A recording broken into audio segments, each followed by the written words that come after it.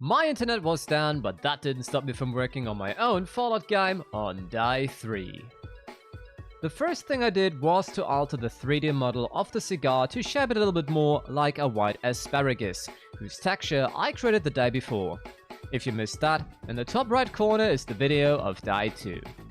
Again, I'm not good at making 3D models from scratch, but I am versatile in reutilizing what I have been given to make it work another way.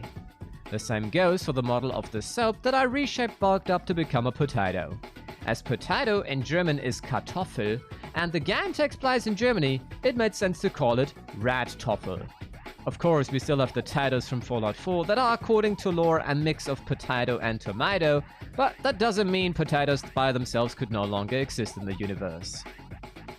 After that, I created what is the most essential thing of this mod, and that is an own world space aside from the Commonwealth. Then, I grabbed the sand texture of the game to desaturate it and make it brighter for a snow texture to reuse as a repentable material for the world and potentially other objects in the future. I also did the same with the gravel texture to have something for rougher patches of debris and such. I haven't been able to record sounds of stepping into the snow myself this winter to add these to the material data, but then I doubt I will be done with this project before the next winter anyways.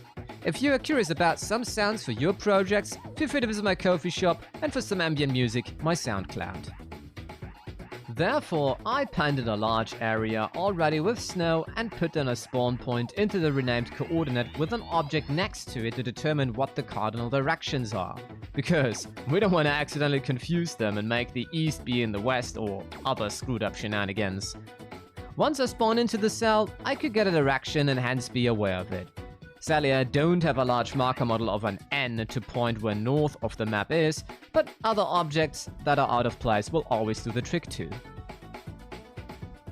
And now comes the real fun, because you remember from the previous dice that I'm aiming for a nuclear winter scenario. So one vital matter that was to be checked on is how I want to add the snow textures. Because you cannot just go ahead and make every texture of the game plain white and call it a day. Snow is affected by gravity. That means it usually doesn't stick to walls, for example. Therefore, I have two approaches to this. A. Making a material swap for objects in the game with the snow materials on them and duplicate the base object, give the duplication the snow material and raise it above the other slightly to put in the illusion of snow.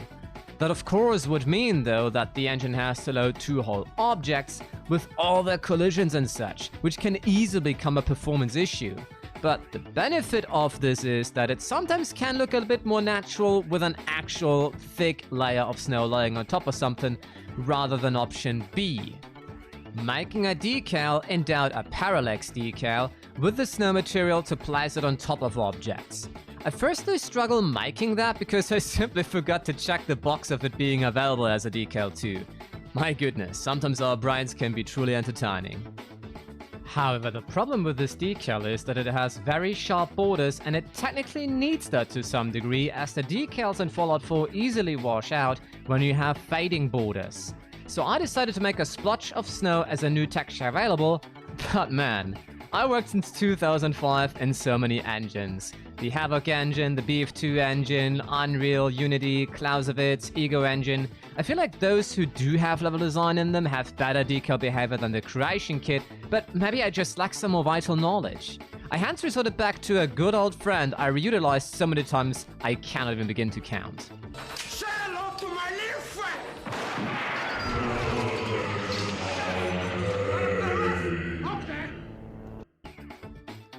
It is a flat 3D model of a static object that has a material that is not baked into it and you hence can easily swap it out with anything else you like. I used it before as cabinets, broken glass, and other interesting stuff like logos.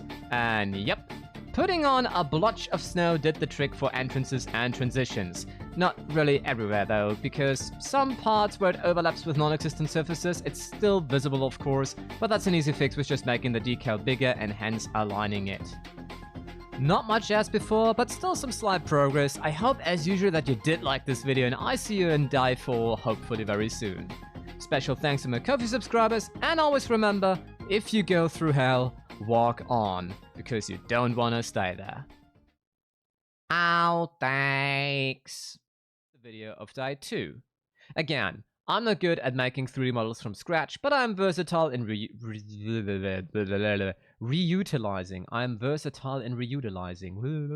I also did the same with a gravel texture to have something for rougher patches of debris and such. I have been able to record sounds of stepping into the snow myself this winter to add to these material